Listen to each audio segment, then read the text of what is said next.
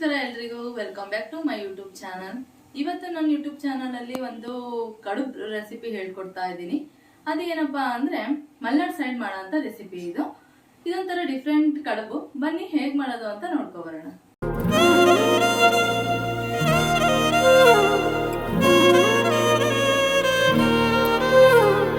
Already ನೀರು ಕಾಯಕ್ಕಿಟ್ಟಿದ್ದೀನಿ.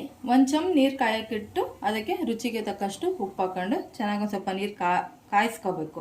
ಉಳಿದಿರೋ ಅನ್ನನ ವೇಸ್ಟ್ ಮಾಡೋ ಬದಲು ಈ ಥರ ಕಡುಬು ಬಿಸಿ ಬಿಸಿ ಕಡುಬು ಮಾಡ್ಕೊಂಡು ತಿನ್ಬೋದು. ಇಲ್ಲಾಂದರೆ ಬಿಸಿ ಅನ್ನದಲ್ಲೂ ಮಾಡ್ಬೋದು. ಬಿಸಿ ಅನ್ನದಲ್ಲಿ ಮಾಡಿದರೆ ಡೈರೆಕ್ಟ್ ಹಂಗೆ ಇಟ್ಟು ಹಾಕೊಂಡು ನಾದ್ಕೋಬೋದು. ಇದು ಬೆಳಗ್ಗೆ ಮಾಡಿದ್ದನ್ನ ಈಗ ಅದನ್ನ ಊಟ ಮಾಡೋಕ್ಕೆ ಬೇಜಾರಾಗಿರೋದ್ರಿಂದ ನಾವು ಅದನ್ನೇ ಒಂಥರ ಬಿಸಿ ಕಡುಬು ಮಾಡ್ಕೊತಾ ಇದ್ದೀನಿ. ಉಳಿದಿರೋ ಅನ್ನಕ್ಕೆ ಸ್ವಲ್ಪ ನೀರು ಹಾಕಿ ಇಡ್ಬೇಕು. ಈ ಥರ ನೀರು ಹಾಕಿಟ್ಟು ಈ ಕುದಿತಿರೋ ನೀರಿಗೆ ಇದಕ್ಕೆ ಹಾಕಿ ಒಂದೆರಡು ನಿಮಿಷ ಕುದಿಸ್ಕೋಬೇಕು. ಇವಾಗ ಇಷ್ಟು ಕುದೀತಿದೆ, ಇವಾಗ ಬಸ್ಕೊಂತಿದ್ದೀನಿ. ಇವಾಗ ಅಂದರೆ ನೀರಿಂದ ಸಪ್ರೇಟ್ ಮಾಡ್ಕೋಬೇಕು. ಇವಾಗ ಮತ್ತೆ ಒಲೆ ಮೇಲೆ ಇಟ್ಕೊಂಡು ಅದಕ್ಕೆ ಎಷ್ಟು ಬೇಕು ಅಷ್ಟು ನೋಡಿ ಹಿಟ್ಟು ಹಾಕ್ಕೋಬೇಕು. ನಾನು ಒಂದು ಬೌಲು ಹಿಟ್ಟು ಹಾಕ್ಕೊತಾ ಇದ್ದೀನಿ. ಸರಿ ಮಾಡ್ಕೋಬೇಕು. ಇದಕ್ಕೆ ಸರಿ ಮಾಡ್ಕೊಳೋದು ಅಂತ ಹೇಳ್ತಾರೆ. ಕಲ್ ಮೇಲೆ ಹಾಕ್ಕೋಬೇಕು, ಹಾಕೊಂಡು ನಾದ್ಕೋಬೇಕು. ಈ ಕಲ್ಲು ಬಗ್ಗೆ ಹೇಳಿದ್ದೆ ನಾನು ಅಕ್ಕಿ ರೊಟ್ಟಿ ಮಾಡುವಾಗ. ಈ ಕಲ್ಲು ನಮ್ಮ ಅಜ್ಜಿದು ಕಲ್ ಮೇಲಿದ್ದರೆ ಚೆನ್ನಾಗಿ ನಾದ್ಕೊಳಕ್ಕೆ, ಅಕ್ಕಿ ರೊಟ್ಟಿ ಎಲ್ಲ ಚೆನ್ನಾಗಿ ಬರುತ್ತೆ ನಾದ್ಕೊಳಕ್ಕೆ ಅಂತ ಹೇಳಿದ್ದೆ. ನೋಡಿ ಅಕ್ಕಿ ರೊಟ್ಟಿ ನನ್ನ ವೀಡಿಯೋದಲ್ಲಿ ಇದೆ, ಲಿಂಕ್ ಹಾಕಿರ್ತೀನಿ. ಸ್ವಲ್ಪ ತಣ್ಣಗಾದ್ಮೇಲೆ ಈ ಥರ ನಾದ್ಕೋಬೇಕು. ನಾದ್ಕೊಂಡಷ್ಟು ಚೆನ್ನಾಗಿ ಬರುತ್ತೆ ಕಡುಬು. ಇದೊಂಥರ ಡಿಫ್ರೆಂಟ್ ಕಡುಬು ಅಂತಲೇ ಹೇಳ್ಬೋದು. ಇದನ್ನೆಲ್ಲ ಮಲೆನಾಡು ಸೈಡ್ ಜಾಸ್ತಿ ಮಾಡ್ತಾರೆ. ನಾನು ಇವತ್ತು ನಮ್ಮ ದಾವಣಗೆರೆಯಲ್ಲಿ ಯಾಕೆ ಮಾಡಬಾರ್ದು ಅಂತ ನಾನು ಮಾಡ್ತಾಯಿದ್ದೀನಿ. ಬಟ್ ಇದು ಏನಂದರೆ ಇನ್ನು ಸ್ಕೂಲ್ ಸ್ಟಾರ್ಟ್ ಆತಲ್ಲ, ಮಕ್ಕಳಿಗೆ ಲಂಚ್ ಬಾಕ್ಸಿಗೆ ಕಟ್ಟೋಕ್ಕೆ ಮಕ್ಳಿಗೆ ಒಂಥರ ಖುಷಿಯಿಂದ ತಿಂತಾರೆ. ಏನೋ ಡಿಫ್ರೆಂಟಾಗಿ ಗಾಲೆ ಗಾಲೆ ಶೇಪ್ ಇದೆ ಅಂತ. ಅದಕ್ಕೋಸ್ಕರ ಇದನ್ನೆಲ್ಲ ನೀವು ಮನೇಲಿ ಟ್ರೈ ಮಾಡಿ. ಕುರ್ಮಾ, ಕಾಯಿ ಚಟ್ನಿ ಯಾವ್ದ್ರ ಜೊತೆ ಬೇಕಾದರೂ ಚೆನ್ನಾಗಿರುತ್ತೆ. ನಾನಿವತ್ತು ಕಾಯಿ ಚಟ್ನಿ ಮತ್ತು ಕೆಂಪು ಚಟ್ನಿ ಜೊತೆ ಕಡುಬು ಮಾಡಿ ತೋರಿಸ್ತಾ ಇದ್ದೀನಿ. ಒಂದು ಅಗಳಿ ಇರಬಾರ್ದು, ಆ ಥರ ನಾದ್ಕೋಬೇಕು.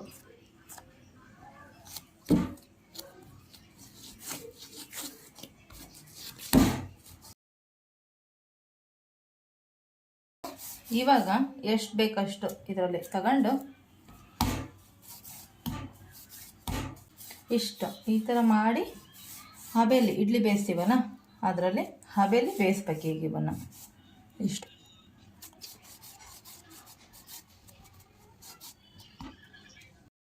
ನಾದ್ಕೊಂಡಿರೋ ಹಿಟ್ಟಲ್ಲಿ ಅದಕ್ಕೆ ಈ ಥರ ಮಾಡಿಟ್ಕೋಬೇಕು. ಅಷ್ಟನ್ನು ಮಾಡಿಟ್ಕೊಂಡು ಇಡ್ಲಿ ಪಾತ್ರೆಗೆ ನೀರು ಹಾಕಿ ಆ ನೀರು ಕುದಿಯೋಕ್ಕಿಟ್ಟು ಆಮೇಲೆ ಅವನ್ನ ಒಂದೊಂದಾಗಿ ಇಡೋಣ. ಇಷ್ಟು ನೀರು ಕುದೀತಿರುವಾಗ ಇವಾಗ ಒಂದೊಂದನ್ನೇ ಇದರಲ್ಲಿ ಇಟ್ಬಿಡೋಣ. ಇಟ್ಟು ಬೇಯಿಸ್ಕೊಬಿಡೋಣ. ಈ ಥರ ಆಮೇಲೆ ಬೇಯಿಸೋದು. ಇವನ್ನು ಮುಚ್ಚಿ ಒಂದು 10 ನಿಮಿಷ ಬೇಯಿಸ್ಕೊಬಿಡೋಣ. ಇವಾಗ 10 ನಿಮಿಷ ಆಯಿತು.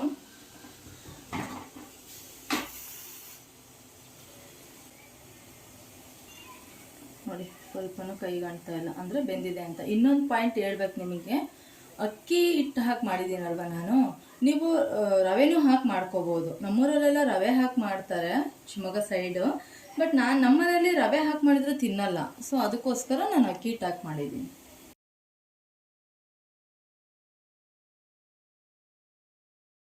ಈ ಥರ ಒಂದು ಹಾರ ತಗೊಂಡು ಬೇಯಿಸ್ಕೊಂಡಿರೋವನ್ನ ಈ ಥರ ಒಂದೊಂದೇ ಕಟ್ ಮಾಡ್ಕೋಬೇಕು. ನೋಡಿಲಿ ಎಷ್ಟು ಚೆನ್ನಾಗಿ ಬರ್ತವೆ. ಎಷ್ಟು ತಳ್ಳಗೆ ಬೇಕು ಅಷ್ಟು ತಳ್ಳಗೆ, ದೊಡ್ಡಕ್ಕೆ ಬೇಕಂದ್ರೆ ದೊಡ್ಡಕ್ಕೆ ಈ ಥರ ಕಟ್ ಮಾಡ್ಕೊ. ಈ ಥರ ಗಾಲೆ ಥರ ಕೊಯ್ದಿಟ್ಕೊಂಡು ಮಕ್ಳಿಗೆ ಹಾಕ್ಕೊಟ್ಬಿಟ್ರೆ ಎಲ್ಲರೂ ಖುಷಿಯಿಂದ ತಿಂತಾರೆ. ಈ ಕಡುಬಿನ ಜೊತೆ ವೆಜ್ ಕುರ್ಮಾ, ಆ ಥರ ಪನ್ನೀರ್ ಗ್ರೇವಿ, ಮಶ್ರೂಮ್ ಗ್ರೇವಿ ಆ ಥರದ್ದೆಲ್ಲ ಇದ್ರೆ ಇನ್ನೂ ಚೆನ್ನಾಗಿ ಅನಿಸುತ್ತೆ. ಬಟ್ ಕಾಯಿ ಚಟ್ನಿ, ಕೆಂಪು ಚಟ್ನಿ ಜೊತೆ ವಿಡಿಯೋ ಮಾಡಿದ್ದೀನಿ. ಸಕ್ಕತ್ತಾಗಿರುತ್ತೆ. ನೀವು ಈ ಥರ ಮನೆ ಟ್ರೈ ಮಾಡಿ ಹೇಗಿತ್ತು ಅಂತ ಕಮೆಂಟ್ ಮಾಡಿ ತಿಳಿಸಿ. ಈ ಕೆಂಪು ಚಟ್ನಿ ಹೇಗೆ ಮಾಡೋದು ಅಂತ ಒಂದು ವಿಡಿಯೋ ಮಾಡಿ ಹಾಕ್ತೀನಿ. ಯಾರೆಲ್ಲ ಬೇಕು ಅವರೆಲ್ಲ ಕಮೆಂಟ್ ಮಾಡಿ ತಿಳಿಸಿ. ಬಟ್ ತುಂಬ ಟೇಸ್ಟಿಯಾಗಿ ಹೆಲ್ತಿಯಾಗಿ ಚೆನ್ನಾಗಿದೆ. ನಮ್ಮನೇಲೆಲ್ಲ ಇಷ್ಟಪಟ್ಟು ಮತ್ತೆ ಮಾಡು ಅಂತ ಹೇಳಿ ಮಾಡಿಸ್ಕೊಂಡಿದ್ದಾರೆ. ಕಡುಬಿಗೆ, ಅಕ್ಕಿ ರೊಟ್ಟಿಗೆ, ಚಪಾತಿಗೆ, ದೋಸೆಗೆ ಎಲ್ಲದಕ್ಕೂ ಕಾಂಬಿನೇಷನ್ ಆಗಿ ಈ ಥರ ಕೆಂಪು ಚಟ್ನಿ ಮಾಡಿ ಇಟ್ಕೋಬೋದು. ನಿಮಗೂ ಬೇಕು ಅಂದರೆ ಕಮೆಂಟ್ ಮಾಡಿ ತಿಳಿಸಿ, ಮಾಡಿ ತೋರಿಸ್ತೀನಿ. ಹೆಲ್ತಿ ಆ್ಯಂಡ್ ಟೇಸ್ಟಿ ಕಡುಬು ರೆಡಿಯಾಗಿದೆ. ತಿಂದು ಟೇಸ್ಟ್ ಹೇಗಿದೆ ಅಂತ ಹೇಳ್ತೀನಿ. ನೋಡಿ ಮುಟ್ಕೊಂಡ ತಕ್ಷಣ ಹಂಗೆ ಮುರಿತಾ ಇದೆ, ತುಂಬ ಸಾಫ್ಟಾಗಿ ಬಂದಿದೆ, ಅದ್ಭುತವಾಗಿದೆ. ನೀವು ಮನೇಲಿ ಮಕ್ಕಳಿಗೆಲ್ಲ ಮಾಡಿಕೊಡಿ, ಎಲ್ಲರೂ ಇಷ್ಟಪಟ್ಟು ತಿಂತಾರೆ. ಕೆಂಪು ಚಟ್ನಿ ಜೊತೆ ಸ್ವರ್ಗ, ಅಷ್ಟು ಚೆನ್ನಾಗಿದೆ. ನೀವು ಮನೇಲಿ ಟ್ರೈ ಮಾಡಿ. ಮತ್ತು ಯಾರೆಲ್ಲ ಹೊಸಬ್ರು ಈ ವಿಡಿಯೋ ನೋಡ್ತಾ ಇದ್ದೀರಾ, ಸಬ್ಸ್ಕ್ರೈಬ್ ಮಾಡದೆ ನೋಡ್ತಾ ಇರೋರೆಲ್ಲ ಸಬ್ಸ್ಕ್ರೈಬ್ ಮಾಡಿ. ಹಾಗೆ ಈ ವಿಡಿಯೋ ಇಷ್ಟ ಆಗಿದ್ದಲ್ಲಿ ಲೈಕ್ ಮಾಡಿ, ಶೇರ್ ಮಾಡಿ, ಕಮೆಂಟ್ ಮಾಡಿ. ಸಬ್ಸ್ಕ್ರೈಬ್ ಮಾಡೋದು ಮಾತ್ರ ಮರಿಬೇಡಿ. ಮತ್ತೊಂದು ಹೊಸ ರೆಸಿಪಿ ಜೊತೆ ನಾನು ನಿಮ್ಮ ಮುಂದೆ ಸಿಗ್ತೀನಿ ಅಂತ ಹೇಳ್ತಾ, ಅಂಟಿಲ್ ದೆನ್ ಟೇಕ್ ಕೇರ್, ಬಾಯ್.